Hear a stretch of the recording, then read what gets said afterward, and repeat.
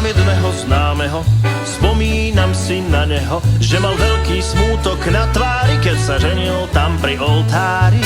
Už za krátku dobu však šťastím žiaril jeho zrak, že vraj má sa veľmi báječne, keď mu ušla konečne.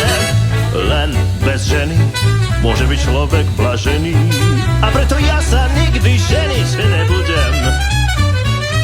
Nie, veru nie, žiadna z nich ma nedostane. Radšej sa nechám zahrabať pod čiernu zem. Hej, mne na svete zle není, hej, pretože nemám ženy. Len bez ženy môže byť človek blažený, a preto ja sa